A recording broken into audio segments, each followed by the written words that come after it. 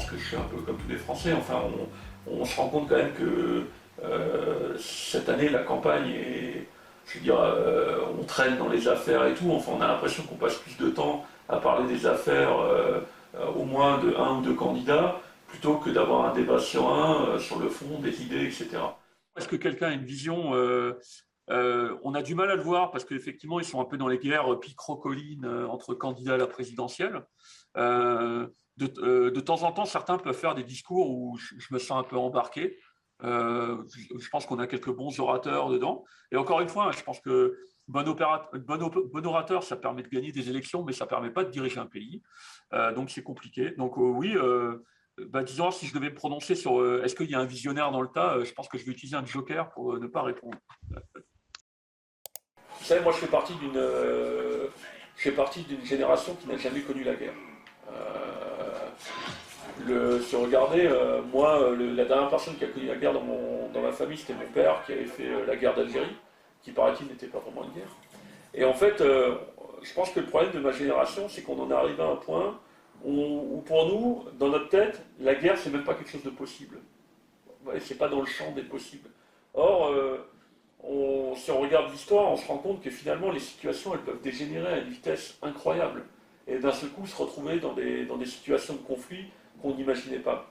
Donc moi, quand je pense à l'Europe, je me dis que, bah oui, c'est quand même quelque chose qui a fait asseoir autour de la table des gens qui, à une époque, se détestaient. Donc je pense que l'Europe, déjà, c'est quelque chose qui nous a quand même garanti de la paix. Je pense qu'on gagnerait à exister vraiment sur la scène internationale en tant qu'Europe avec des valeurs fortes. Surtout qu'on a vu récemment, il y a eu Vladimir Poutine, mais avant il y a eu Donald Trump. Hein.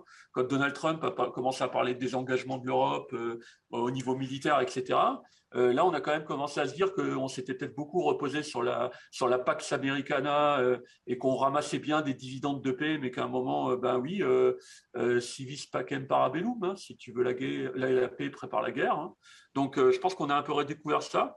Et je pense que oui, moi personnellement, j'appelle de mes voeux d'avoir un jour une fédération européenne où on arrive à collaborer ensemble dans le respect de nos différences et à être d'accord sur l'emploi de certaines choses, que ça peut être l'armée, ça peut être unifier le système de justice, ça peut être ce genre de choses-là. Enfin, arriver à avoir une intégration assez proche dans une fédération européenne. Moi, personnellement, je suis assez pour. Moi aussi, j'aimerais bien avoir une Europe avec un peu plus de démocratie, avec un peu plus de prise en compte de populations qui sont peut-être plus fragiles dans l'espace européen et dont la mondialisation a confisqué un peu leur emploi. Et je pense que c'est normal de réfléchir à l'Europe.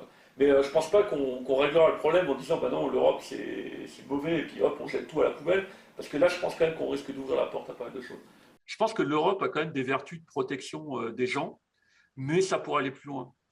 Après, encore une fois, moi, ce qui m'inquiète peut-être un peu, c'est que si dans un contexte d'énergie abondante, on n'a pas été capable de régler des problèmes de pauvreté en Europe, qu'est-ce qu'il en sera quand la situation sera plus tendue?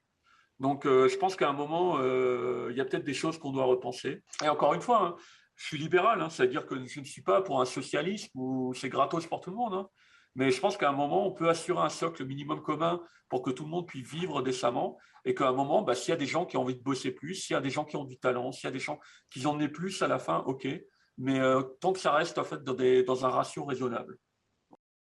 Fondamentalement, moi je suis un fédéraliste. Enfin, vous savez, nous les geeks, c'est Star Trek, quoi, la fédération intergalactique, quoi. Je veux dire, cette union de peuples différents, etc. C'est ça le rêve. Donc, quelque part, pour moi, l'Europe, j'aimerais bien que ça tende vers quelque chose comme ça. Est-ce qu'on arrivera à la fédération intergalactique? Je ne sais pas. Moi, je l'espère et je pense que je voterai dans ce sens-là ou je militerai dans ce sens-là. Parce que je pense que c'est l'étape suivante qu'il nous faut. Qu'on arrive à faire fi de nos différences et à s'unir et avoir un idéal commun. Et surtout que l'idéal de la fédération de Star Trek, c'est quand même très simple.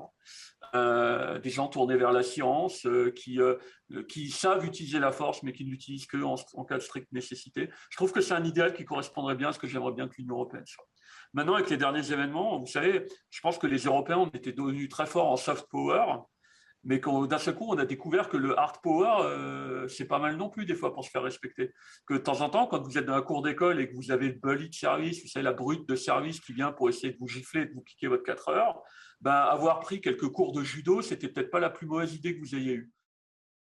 finalement, quand moi je vois le politique, je trouve quand même qu'ils passent beaucoup de temps à se dénigrer les uns les autres, à être dans des oppositions qui sont purement dogmatiques et que finalement les politiques qui arrivent vraiment à quelque chose sont ceux qui arrivent à sortir de ces clivages-là et arrivent à collaborer ensemble en se disant ok, l'objectif c'est que la France va mieux, donc comment est-ce qu'on fait pour travailler ensemble pour que la France va mieux? Je pense que je suis comme tout le monde, je suis pessimiste sur le pays mais optimiste sur les gens, quoi. C'est-à-dire que on a du génie dans ce pays. On a des gens qui savent faire des choses. Et vous savez, moi, quel que soit le bord politique des gens, je me dis toujours, OK, si ça se trouve, en fait, lui et moi, on veut tous les deux le bien de la France, c'est juste qu'on n'est peut-être pas d'accord pour y arriver, il faut peut-être qu'on en discute. Euh, donc, je pense qu'à un moment, il y a, je suis optimiste parce que je pense que, vous savez, les gens bien, c'est la majorité des gens. Je pense que des vrais méchants, des vrais gens machiavéliques et tout, il n'y en a pas des masses. Après, ça serait bien qu'on n'ait peut-être pas un système politique qui fait qu'ils vont tous chercher une carrière là-dedans, les machiavéliques. Mais je pense qu'on a énormément de talent dans ce pays. On a des valeurs qui sont plutôt chouettes, auxquelles j'adhère. Et du coup, je pense qu'on a des possibles. Et vous savez, je pense qu'on s'en sortira. Ok, peut-être qu'on souffrira dans le passage, peut-être qu'on aura à ramper dans la merde et tout, mais on s'en sortira. Moi, je suis convaincu de ça. Et c'est ça ce qui me rend optimiste.